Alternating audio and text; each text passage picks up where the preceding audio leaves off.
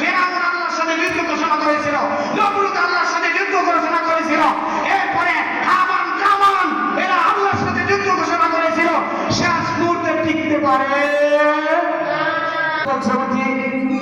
একই ঘরের মধ্যে আছে জবাব ব্যক্তি আল্লাহ, দুনিয়ার কোন মানুষ দেখে নাই, ও মালিক রে তোমার চক্ষু বাকি দেওয়া যাবে না, তোমার ভয় যদি আমার অন্তরে না দাও আমি এই দুষ্ট মেয়ের থেকে বাঁচতে পারবো না।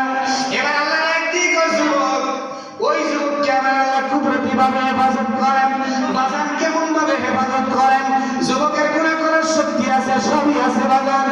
এরপরে যুবক ডাক দিয়ে কয়, ঘরের দরজা বন্ধ করছো, জানালা বন্ধ করে দিয়েছো, দুনিয়ার কোনো মানুষ নাই, কিন্তু আহকামুল হাকিমিন ওই আল্লাহর দরবারে যাওয়াতে হবে।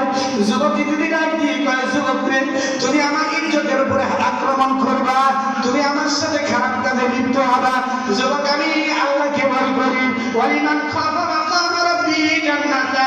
আল্লাহ ডাক দিয়ে কয়, ও যুবক যুবতীরা, গুনাহ করা শক্তি আছে, সমর্থন আছে, এরপরে তুমি গুনাহ করো নাই, আমি আল্লাহ ওয়ালিমান খাফা মাকাম রাব্বি জান্নাতা, তোমাকে আমি দুইটা জান্নাতের অধিকারী বানায় দিলাম।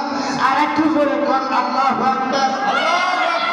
বাজান রে আমার গুনাহ করার শক্তি আছে, সবই আছে, কিন্তু কার ভয় গুনাহ করলো না? এই ভয় কার? প্রধানমন্ত্রীর ভয় আপনাদের অন্তরের মধ্যে আছে? ও কথা আমার ঘুমাইলে গেলে ভয় পাই, কখন মনে হয় এসে ধরে। তো হুজুররা এত কষ্টে ছিল আলহামদুলিল্লাহ, কারণ জালেম কোনদিন থাকতে পারে না, কারণ আল্লাহর পয়গম্বর বলছেন আয-যুলমু যুলমাতুন ইয়াওমাল কিয়ামাতি সালাহ। এই জালেম শাসক এদেশের মানুষের হৃদয়ে কষ্ট দিয়েছে, এদেশের 90 লাখ মুসলমানের হৃদয়ে কষ্ট দিয়ে তারা ক্ষমতায় থাকতে চেয়েছে, কিন্তু আমার আল্লাহ এমন বিচার করেছে, দেশ ছাড়তে বাধ্য হয়েছে, শুধু তাই নয় পালাতে বাধ্য হয়েছে। এরকম ঠিক কিনা?